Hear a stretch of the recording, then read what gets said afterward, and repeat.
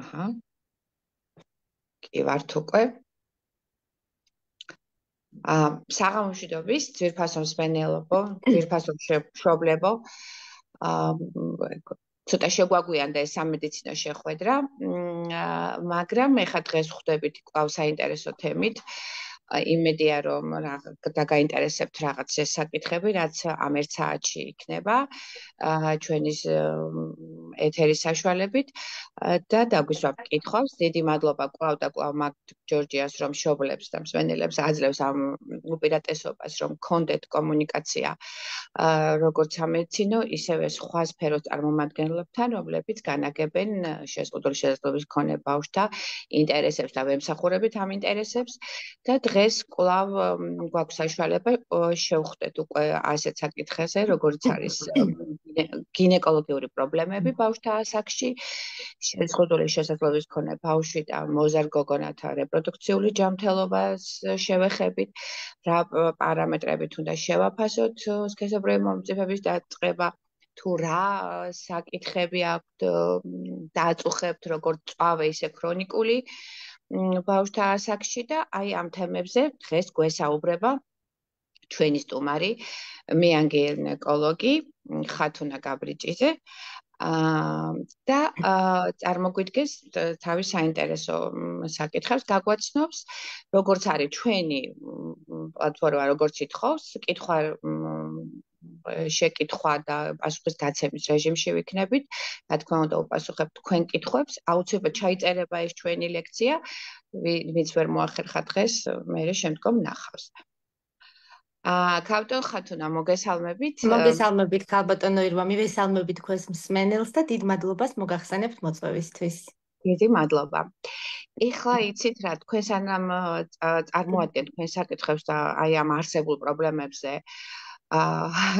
გაგვესაუბრებით. აი მცირე ექსკურსი მინდა გავაკეთო, რომ ის იდეალური სიტუაცია დავხატო, როდესაც არის თქვათ ჩვენ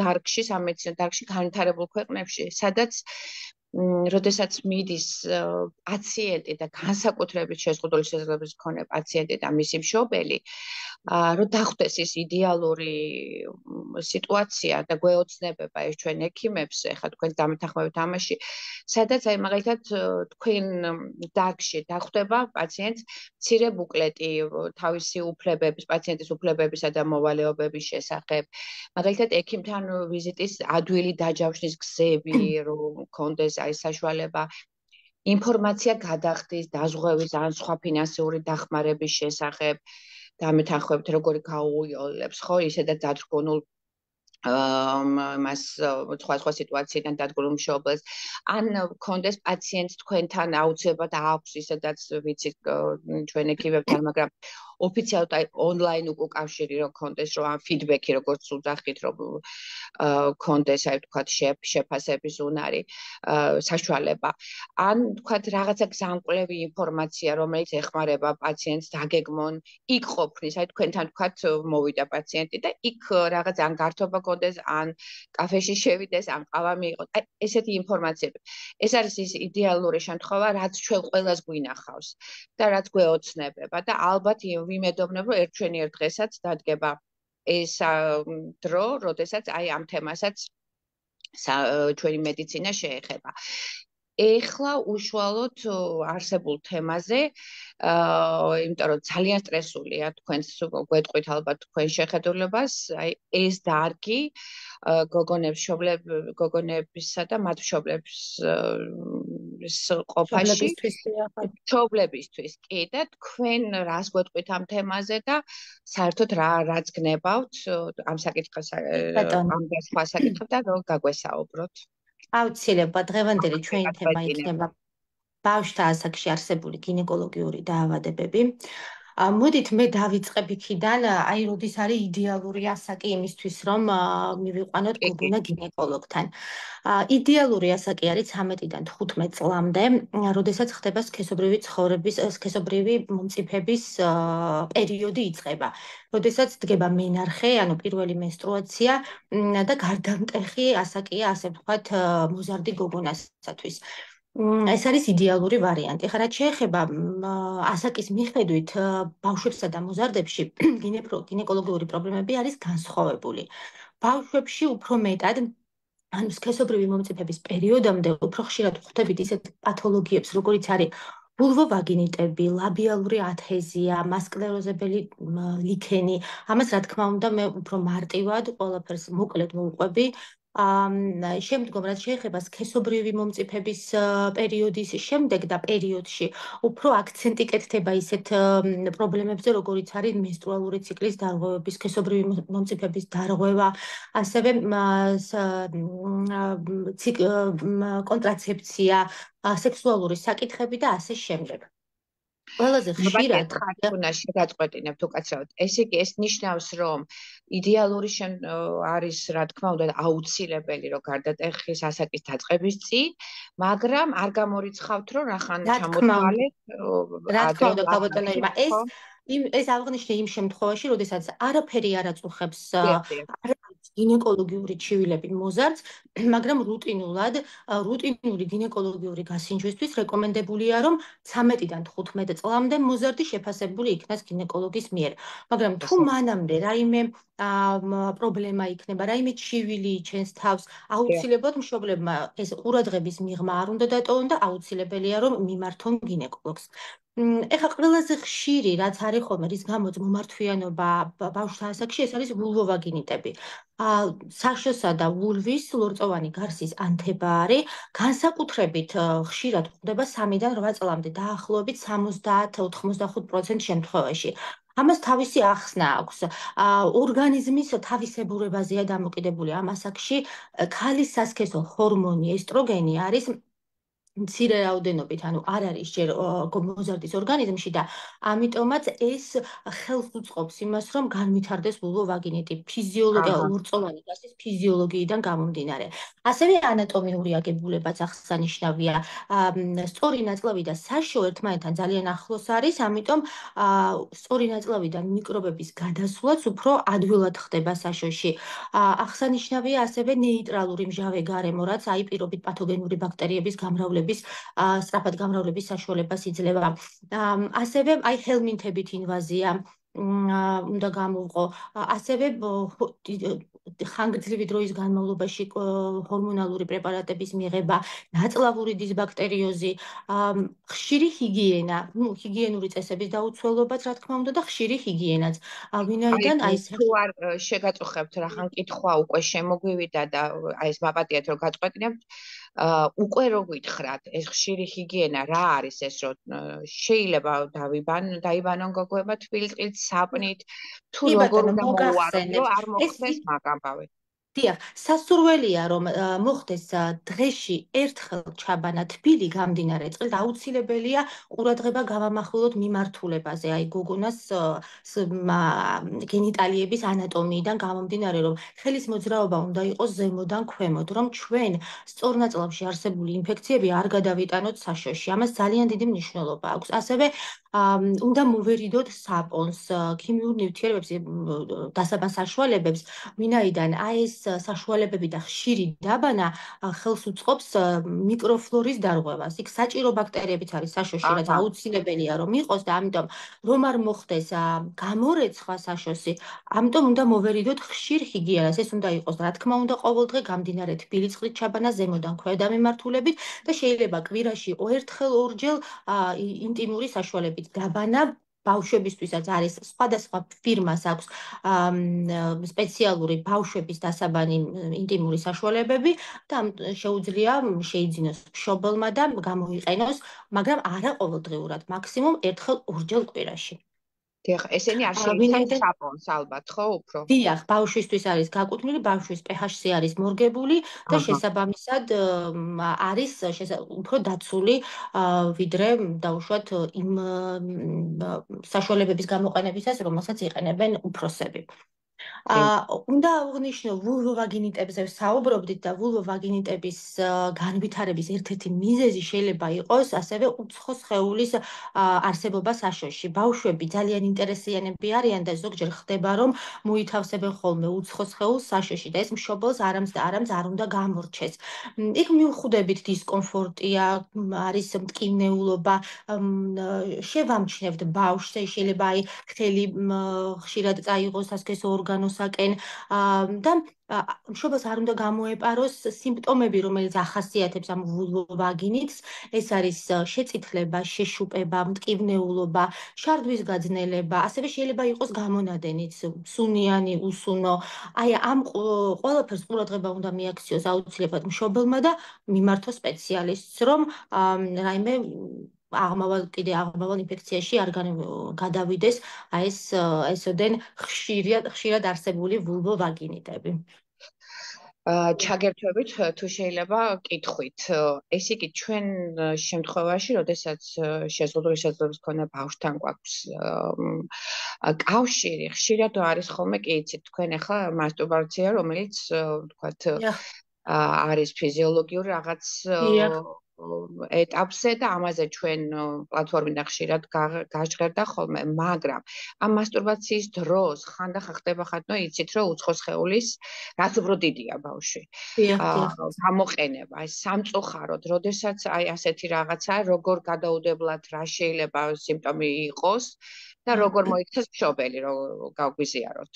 სიმპტომი იქნება ტკივილი აუცილებლად, დისკომფორტი ბავშვის მხრივ.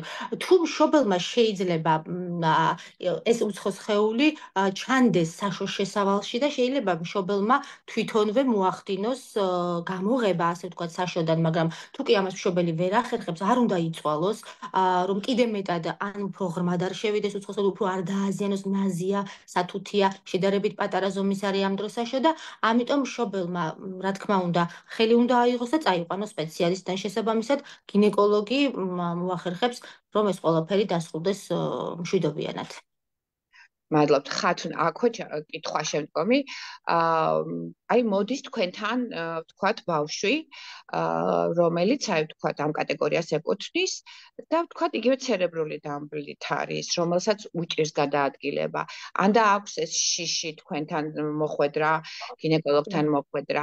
რამე მეთოდიკებს გარდა იმისა, რომ ვთქვათ ჩვენი ფსიქოლოგები და ალბათ კარგი იქნება თუ დედაცი ყოველთვის არის ფსიქოლოგი, რამე მეთოდიკები თუ გაქვთ, თუ ფლობთ, ან გაქვს ამის საშუალება, რომ მიიღოთ განვითარების შეფერხების მქონე ბავშვი. თქვენ როგორც გინეკოლოგი. დიახ, რა თქმა უნდა, გვაქვს ამის საშუალებები, განსაკუთრებით მნიშვნელოვანია დედის ჩართულობაც. იმიტომ რომ ამ შეზღუდული შესაძლებლობის მქონე პირები დამოკიდებული არიან ხოლმე, მიჯაჭვული არიან მშობლებზე. მნიშვნელოვანია მათთვის მშობლის თანადგომა, ახლოს დგომა. ჩვენ უნდა ვეცადოთ, ვცდილობთ გინეკოლოგები, რომ ასეთ დროს რაც შეიძლება მყუდრო გარემო შეუქმნათ, შინაური გარემო შეუქმნათ, მივაჩვიოთ. შეიძლება პირველ ვიზიტზე არ ჩავატაროთ გინეკოლოგიური კვლევა, უბრალოდ გავეცნოთ, ვესაუბროთ, დავათვალიერებინოთ, წინ და წინ მოუყვეთ თუ რას მოიცავს, შევაგუოთ ამ ყველაფერს. რა თქმა უნდა, მშობლის დახმარებით. გარემოც უნდა იყოს ძალიან ესეთი სახლური, ასე ვთქვათ, ექთნები, დამხმარე პერსონალები, ყველანი ჩართულები იქნებიან ამ ყველაფერში, რომ ასეთ პაციენტებს რაც შეიძლება დახმარება გაუწიოთ. ისე რომ ზედმეტი ფსიქოლოგიური, ემოციური ზიანი და დატვირთვა არ მივაყენოთ. ძალიან კარგი, ეს ძალიან მნიშვნელოვანია. ჩვენ პოპულაციაში, ჩვენ თემში, იმიტომ რომ ეს არის არა მარტო ეხა თქვენთან მოსვლაში, ფონედოსკოპს რო დაინახავენ, უკვე შეიძლება ვერ დაეწიო ბავშვს, ისეთი შიში აქვს და ეხა წარმომიდგენთ. მაგალითად შეიძლება სურათებით, ვიდეოებით, ილუსტრაციებით ეს ყველაფერი წინ და წინ შევაგუოთ, ამით და შემდეგ უკვე უფრო გავუადვილოთ რეალურად აი ეს გინეკოლოგიური შეფასება თუ კვლევა. კარგით.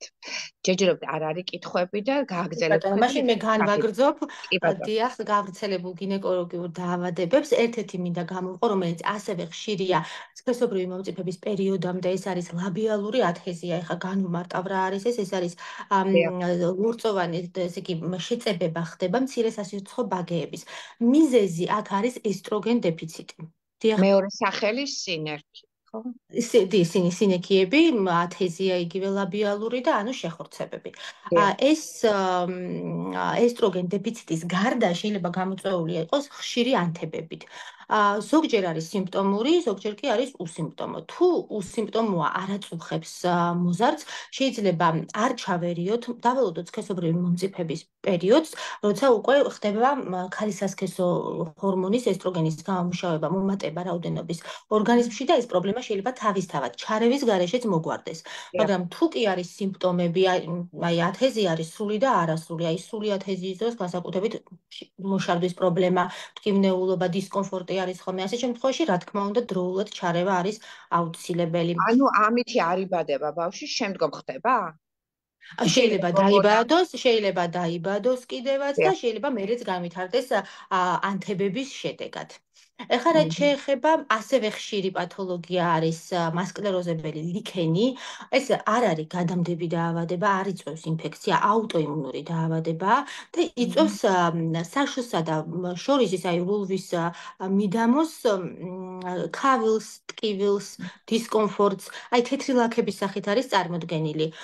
და ესეც ვარაუდობენ, რომ ხა ზუსტი გამომწვევი დადგენილი, ანუ ვარაუდობენ, რომ არის აუტოიმუნური პროცესების შედეგად და გამოთქმულია აზრი, რომ შეიძლება ესტროგენ დეფიციტითაც იყოს გამოწვეული.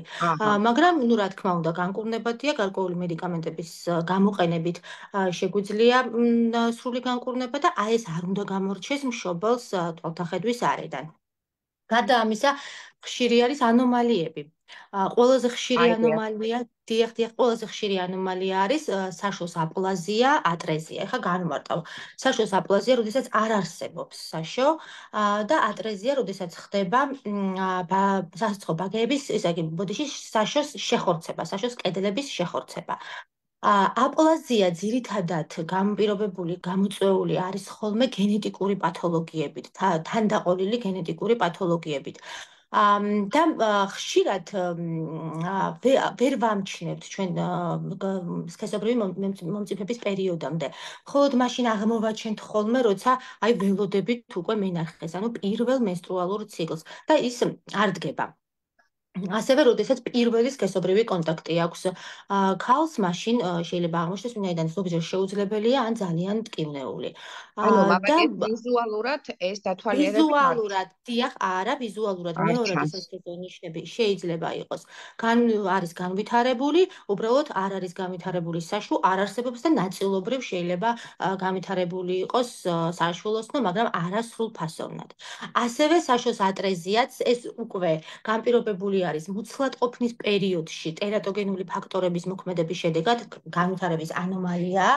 ამასაც ძირითადად სქესობრივი მომწიფების პერიოდში აღმოვაჩენთ ხოლმე, როდესაც მენსტრუაცია არ დგება, ჰემატოკოლპოსი, ჰემატომეტრა, ეს არის ტერმინები, რომელიც აღნიშნავს იმას, რომ აი ხდება მენსტრუალური სიცხის დაგროვება და არ გამოსვლა. შესაბამისად არის მტკივნეულობა, დისკომფორტი და ამ შემთხვევაში ხდება ხოლმე ექიმის თვალთახედვის არეში ეს პრობლემა. და რა თქმა უნდა, მოგვარებადია, ოღონდ ქირურგიული ჩარევა არის საჭირო, ხელოვნური საშოს შექმნა ხდება ხოლმე. ეს ძირითადი პათოლოგიები, რაც სქესობრივი მომწიფების პერიოდში გვხდება ხშირად, ხოლო სქესობრივი მომწიფების პერიოდში აქცენტი კიდევ უფრო სხვა პრობლემებზე გადადის. სანამ გადახვალთ, მაშინ თქვენის ნებართვით ზუსტად აი თემას ეხება, ალბათ კითხვა შემოვიდა ასეთი. თუ ახალშობილები იბადებიან ვირილიზაციით, ანუ საშოს ბაგების გადაგვარებით. და რას გვეტყვით, ეს ვირილიზაცია შეიძლება იყოს ადრენოგენიტალური სინდრომის მიზეზი, ანუ განვითარების შეფერხება და ეს ადრენოგენიტალური სინდრომი არის ერთმანეთთან კავშირში თუ სხვადასხვა? რა თქმა უნდა, არის ადრენოგენიტალურმა სინდრომმა ეს არის ენდოკრინული სისტემის სისტემის დაავადებაა, თირკმელზე დაჯირკვლის ძირითადად და რა თქმა უნდა, თირკმელზე დაჯირკვლის სქესობრივი მომწიფების პერიოდზე მნიშვნელოვან გავლენას ახდენს. ამიტომ აი ეს ანდროგენების სიჭარბე განაპირობებს სწორედაც აი ამ ვირილიზაციას, ჭარბთმიანობას და შესაბამისად ხელს უწყობს ნაადრევი მომწიფების წამოსვლას. ანუ მეორადი სასქესო ნიშნები, აი ეს ნიშნები, რაც ანდროგენების მოქმედებას ახასიათებს, იწყება უფრო ადრე და იწყება უფრო გამოხატულად. შესაბამისად, რა თქმა უნდა, დაკავშირებული არის და მე მინდოდა ეხლა ზუსტად გადავსულიყავი ამ თემაზე, სქესობრივი მომწიფების პერიოდზე, თუ რაზე უნდა გაამახვილოს ყურადღება აუცილებლად მშობელმა და არ გამორჩეს დიახ მაპატიეთ, კიდე ჩაგეკითხებთ. ეს ადროგენიტალური სინდრომი შეიძლება იყოს ერთ-ერთი გამოვლენა, თქვათ, ინტელექტუალური შეზღუდვის. შეიძლება თუ ამ დროს აბსოლუტურად ტიპიური განვითარების ბავშვია და მხოლოდ ენდოკრინოლოგი პათოლოგია, თუ შეიძლება კომორბიდული იყოს ერთმანეთის, შეიძლება ორი ერთად მიდიოდეს, ხო? ალბათ. ორი ერთადაც რა თქმა უნდა შეიძლება მიდიოდეს და იყოს დაკავშირებული. დიახ, შეიძლება დამოუკიდებლად არსებობდეს. რათაც იყოს, ხო? დიახ. კარგით და სანამ თქვენ გადახვალთ, აიტყობა ძალიან მაინც ამ სინექიებზე აწუხებთ მშობლებს და დღესაც გქონდა საუბარი და იყო კითხვები. ხوار შეიძლება თქვენ რო თქვით რომ რამდენიმე მიზეზი აქვს ამ სასქესო ბაგეების შეწებებას, ხო, ამ სინექიებს. ხომ არ შეიძლება შემეკითხნენ დღეს და მე შევპირდი რომ აუცილებლად გავაჟღერებდი, რამე ჰიგიენური საშუალებებით, მაგალითად იყოს ალერგიული რეაქციები, ხო? ეს ხშირი პამპერსები, ეს საწმენდები, ამან შეიძლება გამოიწვიოს რა, აი ეს მდგომარეობა. თუ როდესაც ესტროგენების დეფიციტით არის, ანუ მიზეზი როდესაც ესტროგენების დეფიციტია, არ აქვს გავლენა, მაგრამ თუ ანთებების შედეგად ვითარდება, აი ყველა ის ფაქტორი, რამაც შეიძლება გამოიწვიოს ანთება თუნდაც ადგილობრივი, ანუ ალერგიული ანთებითი რეაქცია, კი ბატონო, ისედაც ვულვოვაგინიტები, ინფექციით გამოწვეული ნებისმიერი ანთების დროს შეიძლება იყოს ერთ-ერთი მიზეზი და ამიტომ ძალიან ყურადღებით უნდა იქნას შერჩეული, თუნდაც პამპერსი, დასაბანი საშუალებები, უნდა შემოწმდეს, არ იყოს ამა თუ იმ კომპონენტზე ბავშვი ალერგიული და ნორმალურად, ასე ვთქვათ, გამოიყენოს ის საშუალება, რასაც დედა შეიძენს. ანუ უნდა დატესტოს, ტესტირება ჩაატაროს, რომ არ ქონდეს ალერგია ბავშვს ამ საშუალებებზე და შესაბამისად გართულებების თავიდან ავირიდოთ. დიახ, ამიტომ დროული ამ ეგრეთ წოდებული ამ პამპერსების, რომლებიც ხშირად აცვიათ ჩვენ ბავშვებს. დიახ, აუცილებლად დროულად გამოცვლა, რომ არ მოხდეს ჩახურება. გახდათ ალბათ საბოლოოდ, რომ ეგ დროულად გახდა საბოლოოდ, მალევე, დიახ, მალევე, რაც შეიძლება მალე პამპერსზე უარის თქმაც. მადლობა. კარგით. დიახ, აი ახლა ვისაუბრებ სქესობრივი მომწიფების პერიოდზე და იმ მნიშვნელოვან საკითხებზე, რაც არავითარ შემთხვევაში არ უნდა გამორჩეს მშობელს. სქესობრივი მომწიფება დაწყების ასაკი უამრავ ფაქტორზე არის დამოკიდებული და მინდა ისიც აღვნიშნო, რომ სხვადასხვა რასაში, სხვადასხვა, აი მაგალითად შავკანიანებში, აფრო-ამერიკელ მოსახლეობაში ეს 6 წლიდან სქესობრივი მომწიფების დაწყება ნორმად ითვლება, მაგრამ თეთრ რასაში უკვე 8 წლიდან თვლიან ნორმად. ჩვენ ქართველები მივეკუთვნებით თეთრი რასის წარმომადგენლები ვართ და შესაბამისად სქესობრივი მომწიფების დაწყების ასაკი 8 წლიდან არის და გრძელდება 15 წლამდე. ინდივიდუალურია. უნდა აღინიშნოს, რომ ბიჭებს გოგონების შედარებით უფრო ადრე ეწყებათ სქესობრივი მომწიფების ასაკი, ბიჭების კი შედარებით მოგვიანებით. სქესობრივი მომწიფება იწყება მეორადი სასქესო ნიშნების განვითარებით. ეს არის გოგონებში მკერდის ზრდა, თმიანობის გაჩენა ბოქვენსა და იღლიის ფოსოში და ბოლოს უკვე დგება მენარხე, ანუ პირველი მენსტრუალური ციკლი. ხოლო ვაჟებში იწყება სათესლე ჯირკვლების ზომაში მომატებით, თმიანობის გაჩენით ასევე ბოქვენსა და იღნის ბოსოში თანერთვის ხმის დაფუხება, ხმის ტემბრის შეცვლა, როგორც გოგონებში, ასევე ვაჟებში, კანის ცხიმიანობის მომატება, აკნესკენ მიდრეკილება და აქაც არის თანმიმდევრობა. ამ თანმიმდევრობასაც ძალიან დიდი მნიშვნელობა აქვს. ანუ თუ მაგალითად დაეწყო გათმიანება ბოქვენსა და იღლის არეში მოზარდს, მაგრამ მწერდი ჯერ გაზრდილი არ არის, დაწყებაც კი არ არის მკერდის ზრდის, ასეთ შემთხვევაში ესეც განვითარების დარღვევად ითვლება. ამიტომ მნიშვნელოვანია მშობელმა კარგად ყურადღებით დააკვირდეს თუ როგორ ვითარდება ეს მეორადი სასქესო ნიშნები, იმიტომ რომ ნაადრევი მომწიფება და დაგვიანებული მომწიფება სხვადასხვა ფაქტორებით, სხვადასხვა დაავადებებით შეიძლება იყოს განპირობებული და არ უნდა გამოგრჩეს. ძირითადად ეხება ხოლმე ეს იმ ენდოკრინულ ჯირკვლებს, რომლებიც გამოიმუშავებენ ჰორმონებს და პასუხს აგებენ აი ამ სქესობრივ მომწიფებაზე, მენსტრუალურ ციკლზე და ასე შემდეგ. ასევე შეფერხების დროსაც იგივე, ისევე როგორც ნაადრევი მომწიფების დროს, თუ 15 წლის არის უკვე მოზარდი და არა აქვს მას მეორადი სასქესო ნიშნები განვითარებული, აუცილებელი არის ექიმთან კონსულტაცია.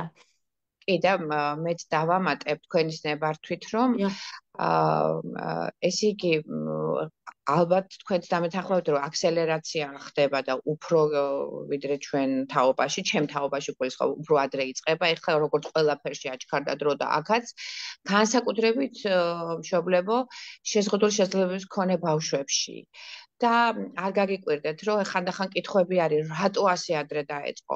აი რატომღაც ტიპიურ განვითარებასთან მიმართებაში, ალბათ ხათნა თქვენს დამეთანხმებით, ხანდახან გვხვდება ხოლმე, რომ აი შეზღუდული შესაძლებლობის მქონე ბავშვებს უფრო ადრე ეწყებათ.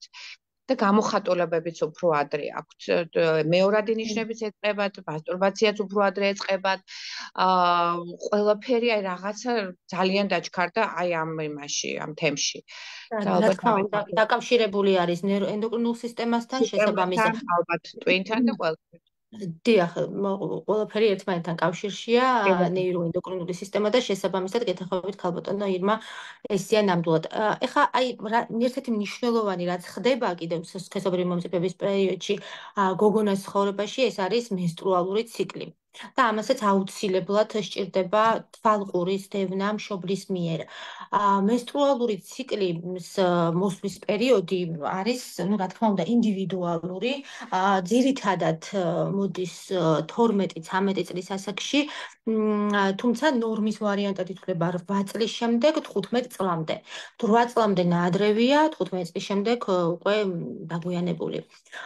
მენსტრუაცია ეს არის საშვილოსნოს ლორწოვანი გარსის ჩამოფრცხნა, შიდა ლორწოვანი გარსის ჩამოფრცხნა, რაც ყოველთვიურად ხდება ქალის ორგანიზმში. მენსტრუალური ციკლის ხანგრძლივობა და მენსტრუაცია თვითონ არის სხვადასხვა ცნება, ზოგჯერ ერევათ ხოლმე. ანუ მენსტრუალური ციკლი ეს არის პერიოდი მენსტრუაციის პირველი დღიდან შემდეგი მენსტრუაციის პირველ დღემდე. და ძირითადად ეს ნორმაში არის 28 დღიანი. თუმცა 24-დან 38 დღემდე ნორმის ვარიანტად ითვლება. ხოლო მენსტრუაციას რაც შეეხება, ეს არის უშუალოდ სისხლდენის დღეები, რომელიც ბოლო პერიოდში, ბოლო მონაცემებით 8 დღემდე არის ნორმა. გაიზარდა, დიახ. მშობელი უნდა დააკვირდეს menstrualuri ციკლის, აუცილებლად menstrualuri ციკლის რეგულარობას. ეხლა პირველი menstruatsiიდან, ანუ მენარხედან პირველი 1-2 წლის განმავლობაში სახასიათოა არარეგულარული, ანუ ახასიათებს არარეგულარული menstruatsiა და ეს დაკავშირებული არის აი ამ ჰიპოთალამუს ჰიპოფიზ გონადების ღერძის უმწიფრობასთან, ანუ განმარტავ იმ ენდოკრინული ჯირკვლების უმწიფრობასთან, რომელიც გამოიმუშავებს ჰორმონებს და აგებს პასუხს უშუალოდ menstrualur ციკლზე. ამიტომ 1-2 წელი აი ამ დასტაბილურებას, მომწიფებას სჭირდება და ამიტომ თუ მენარხედან პირველი 2 წლის განმავლობაში მოზარდს აქვს არარეგულარული menstruatsiა, ეს არ არის შეშფოთების მიზეზი. მაგრამ თუ 2 წლის შემდეგ რჩება იგივე სიმპტომები და არარეგულარული რჩება ციკლი, აუცილებელია მოზარდი კონსულტირებული იქნას გინეკოლოგის მიერ, იმიტომ რომ შეიძლება ამის უკან სხვადასხვა დაავადება იმალებოდეს. ყურადღება უნდა მივაქციოთ ასევე მოზარდობის პერიოდში ტკივნეულ მენსტრუაციას ზოგჯერ შეშფოთდებიან ხოლმე მშობლები, აი მცირედ ტკივილზეც კი. ხა მიღებულია რომ თუ აი ტკივილი კითხვაც შემოვიდა ზუსტად კითხვაც გვაქვს მაგისი რომ პათოლოგიური მენსტრუაცია ნორმა არის ბავშვებშიო გვეკითხება აი ნორმის გეტყვით თუ მენსტრუაცია არის აი მენსტრუაციამდე 1-2 დღით ადრე იწყება მსუბუქი ტკივილი და მენსტრუაციის დროსაც 1-2 დღე აქვს მსუბუქი ტკივილი ეს არ არის შეშფოთების მიზეზი მაგრამ თუ კი გამოხატულია ძლიერი მტკივნეულობა შრომის უნარიანობა ქვეითდება ამ დროს მოზარდის უკვე აუცილებელი არის სპეციალისტის ჩარევა იმიტომ რომ სხვადასხვა ვერაგი დაავადება შეიძლება იმალებოდეს ამ ყველაფრის უკან ერთ-ერთი მაგალითად როგორიც არის ენდომეტრიოზი ამიტომ მსუბუქი ტკივილის დროს არ შევშფოთდეთ, მაგრამ თუ კი ეს აწუხებს მოზარდს მუდმივად ტკივილგამაყუჩებელი საშუალებები სჭირდება, აუცილებელია რომ გავიაროთ კონსულტაცია გინეკოლოგთან. ასევე ენდომეტრიოზით რო განვმარტოთ მშობლებს, რომ არ შეეშინდეთ რა შეიძლება არის. დიახ, ენდომეტრიოზი გინეკოლოგიური დაავადება არის, როდესაც ლორწოვანი, ასე იგი, საშვილოსნო შიდა ლორწოვანი გარსი სხვაგან გადაინაცვლებს ხოლმე და ისევე იწყებს ფუნქციონირებას, როგორც თავის ადგილას, მაგალითად შეიძლება მიომეტრიუმში, ანუ შემდეგ შრეში ჩავიდეს ამას ადენომიოზი ქვეშ, შეიძლება აღმოჩნდეს საკვერცხეებში და ვითარდება ამ დროს ენდომეტრიალური ცისტები და აი ეს უკვე მიზეზი ხდება ხოლმე მტკივნეულობის არარეგულარული მენსტრუაციისის და ასე შემდეგ. ამიტომ არ უნდა გამოგვრჩეს აი ესეთი სიმპტომები, რაც მოგახსენეთ. ასევე მნიშვნელოვანი არის ამენორეა. ანუ რას ნიშნავს? მენსტრუაციის არ არსებობა. როდესაც აი დაუშვათ 16 წლის არის უკვე მივიდა 16 წლამდე მოზარდი და არ აქვს მენსტრუაცია. აუცილებლად ყურადღება მისაქცევია. ამენორეა, ანუ იგივე მენსტრუაციის არარსებობა გვაქვს როგორც პირველადი, ასევე მეორადი. პირველადი, როდესაც ჯერ არასდროს არ ქონია მენსტრუაცია მოზარდს და მეორადია, როცა ქონდა, მოუვიდა, მაგრამ შემდეგ 3 და მეტი თვის განმავლობაში შეწყდა. მიზეზები სხვადასხვა შეიძლება იყოს გენეტიკური პათოლოგიებიდან, განვითარების ძალიან გვაქვს მაგს შემთხვევები, აი თქვათ დამეთანხმებიან ახლა მშობლები, რომ ჩვენ შემთხვევაში, ჩვენ ბავშვების შემთხვევაში ხშირად ხდება ეს დიახ ეს ერთ-ერთი თუნდაც განვიხილეთ დიახ აი როგორც აპლაზია ვთქვით ხომ არარსებობა საშოში ვერ იქნება მენსტრუაცია ამ დროს საკვერცხების გამოფიტვის სინდრომი როდესაც ფოლიკულების რაოდენობა ნაადრევად მცირდება და შესაბამისად არ დგება მენსტრუაცია სხვადასხვა მიზეზები არსებობს ამის და შესაბამისად ამ დროს აუცილებელია მშობელმა აუცილებლად უნდა მიმართოს გინეკოლოგს და გინეკოლოგი უკვე რომელ კვლევებსაც რომელი ჰორმონების და რა კვლევებსაც ჩათვლის საჭიროდ აუცილებელია რომ გაკეთდეს რომ მივაგნოთ მიზეზს რის გამოც იგვიანებს ან არ არის მენსტრუაცია და შესაბამისად ვებრძოლოთ გამომწვევ მიზეზებს რომ სწორ ნორმალურ განვითარებაშიც ამ ყველაფერმა ხელი არ შეგუშალოს იმიტომ რომ მენსტრუალური ციკლი განვითარების ერთ-ერთი მნიშვნელოვანი ფაქტორია და ამიტომ ის აუცილებლად უნდა იყოს მოწესრიგებული. ასევე მაპატიეთ ჩაგკითხებით თუ ვინცობა არის აი რაღაცა პერიოდულად 2-3 თვის დაგვიანებით ხდება და ეს ხშირად არ არის მე სწორდება ამ დროსაც ხდება ჩარევა მაინც თუ თუ ეს მენარხედან პირველი 1-2 წლის განმავლობაში ხდება არ არის აუცილებელი ჩარევა მაგრამ თუ კი 2 წლის შემდეგ კვლავ რჩება არარეგულარული მენსტრუაცია აუცილებლად იმიტომ რომ ერთ-ერთი მიზეზი ასეთი კარგად ცნობილი პოლიკისტოზური საკვერცხეების სინდრომი არის, რომელსაც ახასიათებს ზუსტად ეს არარეგულარული მენსტრუაცია და გარდა ამისა კიდევ ახასიათებს ისეთი სიმპტომები, როგორიც არის აი მაგალითად ჭარბთმიანობა, სიმსუქნე, აკნე და ვიცით რომ მოზარდობის ასაკი ერთ-ერთი ყველაზე მგრძნობიარე პერიოდი არის გოგონებისთვის ფსიქოემოციური განვითარების თვალსაზრისით და ამიტომ აი ეს სიმპტომები რაც ამ პოლიკისტოზური საკვერცხეების სინდრომს ახლავს, შესაძლოა თვითშეფასების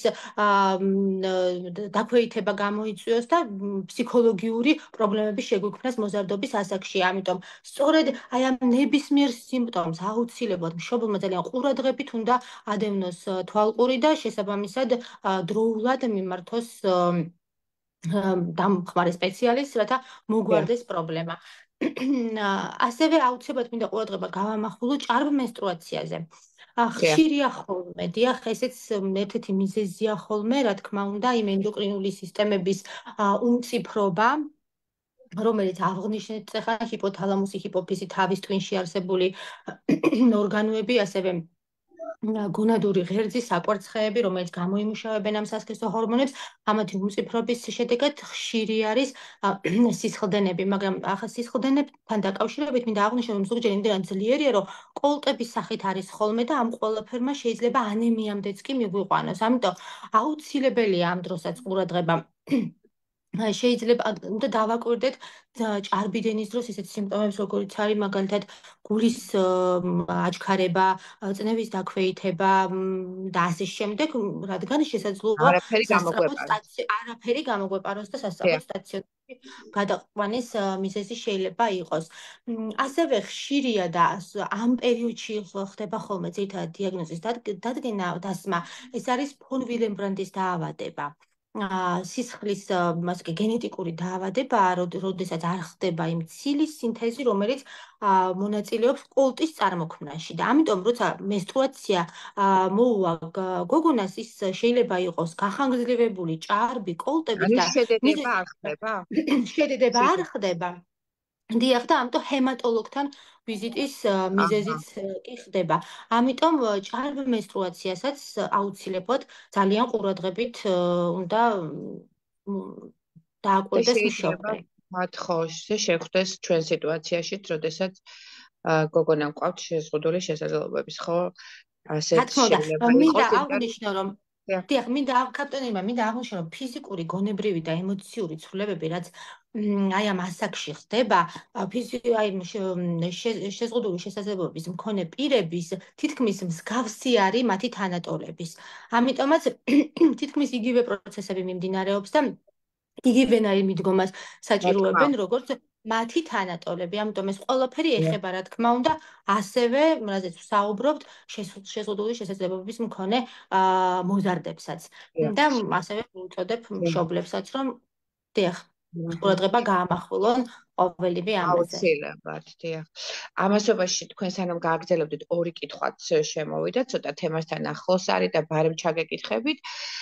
გვეკითხები, ან ხდება თუ არა გოგონებში PMS-ი, ანუ თქვენ ახსნით ეს პრემენსტრუალური სინდრომი ბავშვთა ასაკში და თუ არის ესე იგი დამახასიათებელიო ბავშვების ასაკში და კიდე არის პაპილომავირუსის ვაქცინაზე გვეკითხება მშობელი, როგორ მოვიქცეთო? დიახ.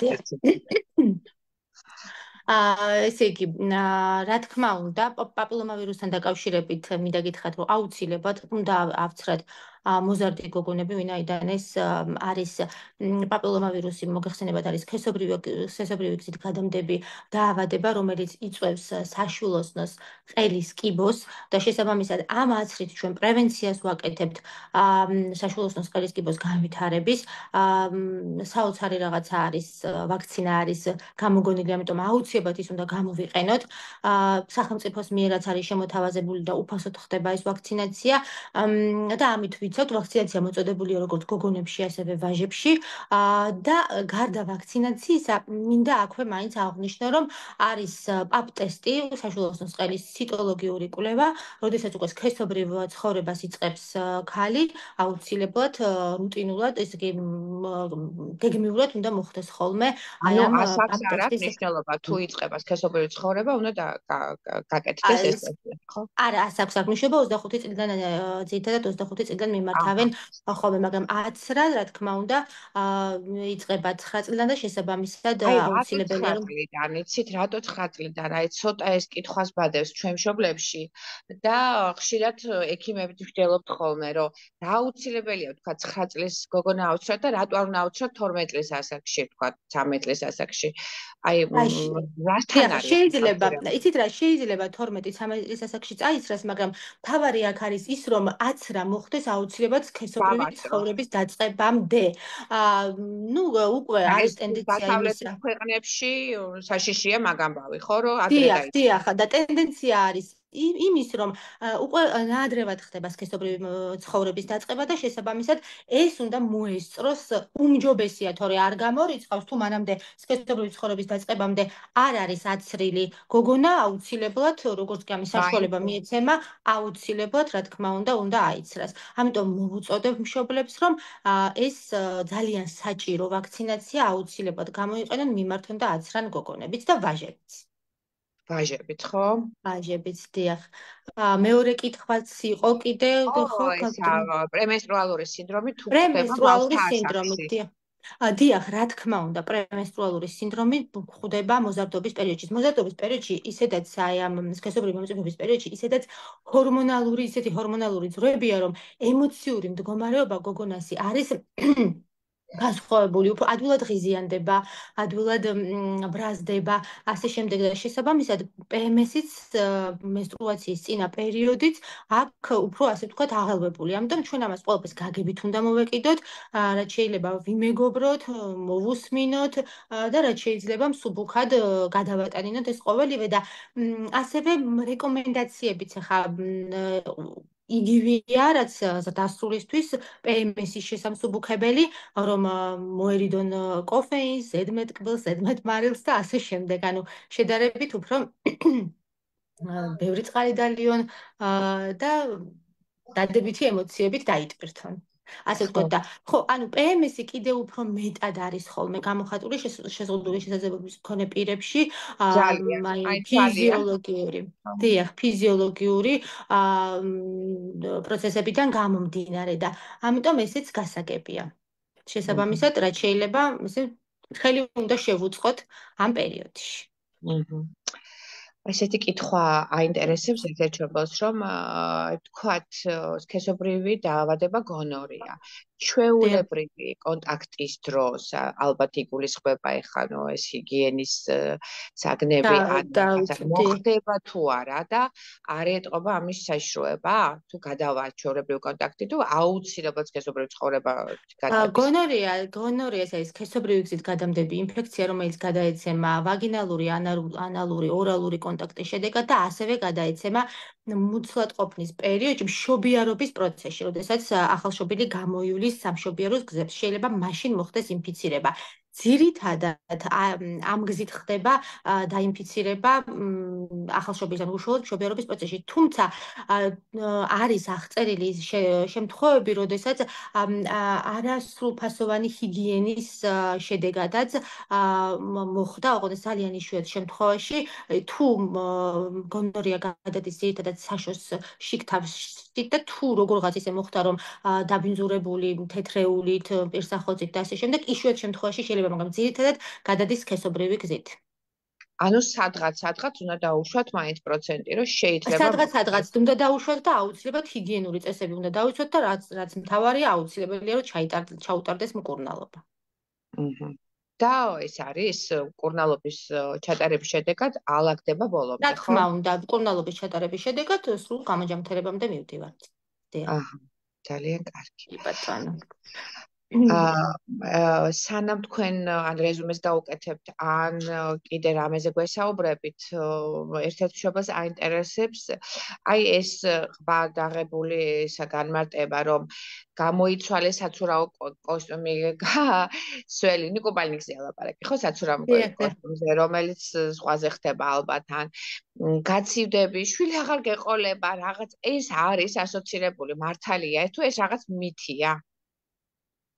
იცით რა, ზოგადად რა თქმა უნდა უმჯობესია ყველანაირი წესების დაცვა, სველის გახდა გამშრალება, აუცილებლად საკუთარი პირსახოცის ქონა, რა თქმა უნდა. ეხლა როგორც ესეთი ხშირად კითხვა შემოდის იმასთან დაკავშირებითაც, რომ აი ხომ არ გადაგვედება რაიმე წყლით, აი აუზით და ასე შემდეგ. ეხლა ეს ბაქტერიები არ დაცურავენ, ასე ვთქვათ, წყალში, მაგრამ აი დაბინძურებული პირსახოცით, დაბინძურებული თეთრეულით, დაბინძურებული თუნდაც სხვისი საცურაო კოსტუმის მორგებით, რა თქმა უნდა, შეიძლება მოხდეს სხვადასხვა ინფექციები დაინფიცირება და ამიტომ ამას ყველაფერს უნდა მოვერიდოთ და რაც შეიძლება მაქსიმალურად დავიცვათ ჰიგიენის წესები და ასევე გაციები მედიცინის თვალსაზრისითაც, რა თქმა უნდა, სულმა არ უნდა იაროს, უნდა გაშრეს, გამშრალდეს, რომ ერთ-ერთი მიზეზი, რა თქმა უნდა, უშულობის ცოტა ხმამაღალი ნათქვამია, მაგრამ ანთებები ხშირად ვითარდება ხოლმე და ხშირი ანთებების შედეგად შეიძლება მივიდეთ შეხორცებით პროცესებამდე და ასე შემდეგ და შორს შეიძლება წავიდეთ. და ამიტომ იმ მომენტში ყოველთვის საჭირო არის წესების დაცვა. ამიტომ მოუწოდებ, რომ აუცილებლად საკუთარი პირსახოცი, საკუთარი საცურაო კოსტიუმი აუცილებლად დროულად გამშრალება მნიშვნელოვანია. დიახ. კიდე ესეთი კითხვა უკვე ალბათ მეც მექნება თქვენთან. ჩვენი ბავშვები ხშირად ამ სენსორული საჭიროებების და გამო ხშირად დადიან აუზზე, რომელიც ვიცით ახლა რომ აი ნუ შეიძლება ეს გააჩნია ალბათ აუსაც და იმ გარემოს სადაც ხვდებიან. არის თუ არა იქ საშიშროება, რომ ბავშვებს ურჩიოთ რაღაცა, თქვათ იგივე სოკოვანი ინფექცია. თქვენ ბრძანეთ რომ აი ზღვაზე და წყალსაცავებში შეიძლება არ იყოს მართლა ეს ბაქტერიები არ დაცოდეს, მაგრამ აი ესე დაგუბებულ დამდგარ წყალში რამე საშიშროება არის, რომ აი მშობელმა კითხოს ეს კითხვა. აუზს თუ გულისხმობთ, აუზში ამის საშიშროება არ არის. სოკოვანი ინფექციაზე უშუალოდ აუზში არ არის ამის საშიშროება, იმ თავარი არის, რომ ინფიცირებულ პირსახოც თეთრეულს შემთხვევით ეს არ თვითონ წყალით გამოვრიცხოთ, ხო? თვითონ წყალი გამოვრიცხოთ. აი ეს მინდა. დიახ, არა, წყლით არა, უბრალოდ დაბინძურებული საშუალებებით ძირითადად ხდება ინფიცირება და ზოგჯერ აი რუჯის შემდეგაც ეს უკვე არ არის წყალთან დაკავშირებული, უშუალოდ ანუ ზედმეტად ჩახურების მთელი დღის განმავლობაში ძირძგულზე წოლის და გარუჯვის შედეგად შეიძლება მოხდეს გააქტიურება სოკოვანი ინფექციის, მაგრამ როგორც ესეთი რომ აუზში ცურვის დროს არათუ წესებს იცავენ. ძალიან კარგი, ძალიან კარგი. იცით რა, ამ წუთში მე მგონი კითხვები აღარ არის, თქვენ თუ რამე გნებავთ? მე ასევე მინდა რომ ყურადღებას გავამახვილებდი, ასევე ხშირად გვხვდება ხოლმე მოზარდ გოგონებშიც, ბავშვებშიც, დასრულებში, რა თქმა უნდა, ეს არის საკვერცხის კისტები, რომელიც საკმაოდ მნიშვნელოვანია მისი დროული დიაგნოსტირება და მკურნალობა.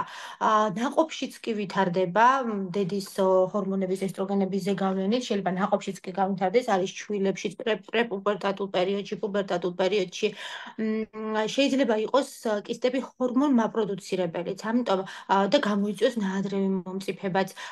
ზოგჯერ უსიმპტომოა ხოლმე, მაგრამ არის შემთხვევები, როდესაც დიდი კისტის შემთხვევაში მუცლის გარშემოწერილობაც კი იზრდება.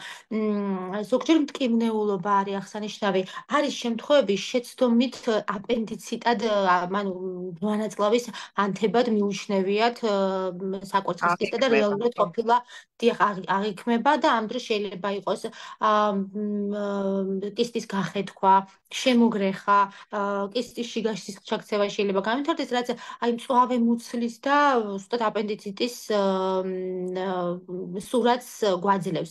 ამიტომ უნდა მოხდეს დროული დიაგნოსტირება აუცილებლად და ამაზეც ყურადღება მინდა რომ გაამახვილო მშობლებმა მსგავს სიმპტომებზე მუცლის ტკივილთან დაკავშირებით. თუ არ არის ეს მუცლის ტკივილი, თქვათ, საპრევენციოდ შეიძლება რომ გოგონა რაღაცა ასაკში წავიყვანოთ და თქვათ ეხოსკოპია გაუკეთდეს საკვირველს.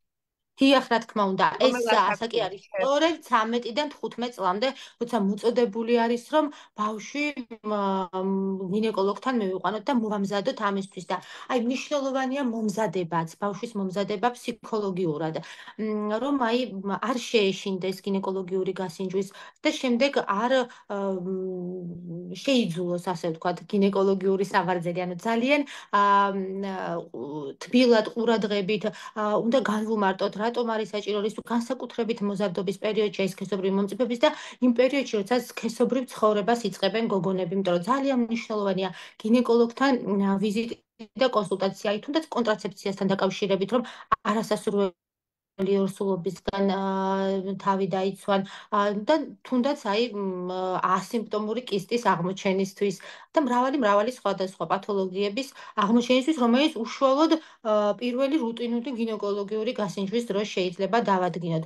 ძალიან მნიშვნელოვანია ემოციური, ფსიქოლოგიური და ფიზიკური განვითარების კუთხით, რომ მშობელს ძალიან დიდი მნიშვნელობა აქვს მეგობრული დამოკიდებულებით, ახსნით, ეტაპების ჩამოყალიბებით, რომ გოგონა მივიყვანოთ ნელ-ნელა გინეკოლოგამდე, ძირითადად ეს უნდა მოხდეს სქესობრივი მომწიფების პერიოდში და შემდეგ უკვე რეგულარული ხასიათი უნდა მიიღოს. ძალიან კარგი. მოვუწოდებ აუცილებლად მშობლებსაც და მოზარდებსაც ამას.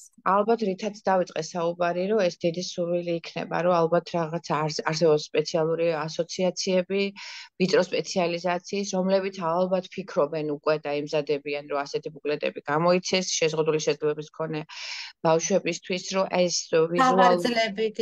სავარძლებით გვაქვს კიდევაც ისეთი არსებობს, ხო, გვაქვს ადაპტირებული, დიახ, არის ადაპტირებული სავარძლები, რომელიც შეგვიძლია მოვარგოთ, ისეთ დავაყენოთ, როგორც ჩვენ და პაციენტს სჭირდება და ყველანაირად ამისთვის ხელი შეუწყოთ, რომ მათაც მიიღონ სრულფასოვანი, საჭირო და დროული გინეკოლოგიური დახმარება. ძალიან კარგი. ძალიან კარგი რა ეს ყველაფერი ქვეყანა ნელ-ნელა მიემართება იმისკენ, რომ აუცილებლად კარგი სამედიცინო პირობები შეუქმნათ შეზღუდული შესაძლებლობის მქონე ბავშვებს და წინ წამოვიდეს ეს მათი პრობლემები და იყოს დროულად გადაჭრილი. ეს ბოლო წლებში ხანდახან თქვენც მიაქცევდეთ ყურადღებას, რომ წინ და წინ მოდის მართლა და უფრო უმჯობესდება და ჩვენ და სასიხარულოა ეს, იმიტომ რომ მე მახსოვს და თქვენც გახსოვთ ალბათ ჩვენ როდესაც სტუდენტები ვიყავით, ნაკლები იყო ამაზე აქცენტირება გაკეთებული და ეხლა რო კეთდება და ეხლა უფრო ნელა-ნელა გაკეთდება კიდე, ამის იმედი ალბათ უნდა ვიქონიოთ. აუცილებელია და ამისკენ ნამდვილად მივდივართ ამისკენ და ძალიან კარგი რომ თქვენც ამას გვიდასტურებთ და ჩვენი მშობლები არ იქნებიან თქვათ ისე დაწკუნულები და შეშინებულები და თამამად გადადგავენ თქვენი მიმართულებითაც ნაბიჯ და მოიყვანენ გოგონებს. კარგით, თუ ალბათ ეს იყო დღევანდელი საღამოს ჩვენი შეხვედრა, თუ აღარ არის კითხვები, დიდ მადლობას მოგიხდით. შეიძლება როგორც ხდება ხოლმე, კითხვები მერე და მერე შემოვიდეს და ძვირფასო მშობლებო შეგიძლიათ თავისუფლად დაგვისვათ. ჩვენ გადავწყვეტები კითხვებს და შესაბამისად აუცილებლად გიპასუხებთ. ინდივიდუალურად მერე მოგწერთ და გიპასუხებთ. ძალიან დიდი მადლობა რომ იყავით ჩვენი სტუმარი და ძალიან დიდი მადლობა რომ და ყველას გიხდით რომ დაგვითვლეთ ეს საღამო. კარგად გრძანდებოდეთ და გემშვიდობებით და მომავალ ჩართვამდე გეუბნებით ნახვამდის. დიდი მადლობა მოწვევისთვის, დიდი მადლობა და ჯანმრთელობას გისურვებთ თითოეულ თქვენგანს. მადლობა. ეკუნას დიდი მადლობა რომ დაგვეხმარა და თარგმანი გააკეთა მშობლებისთვის.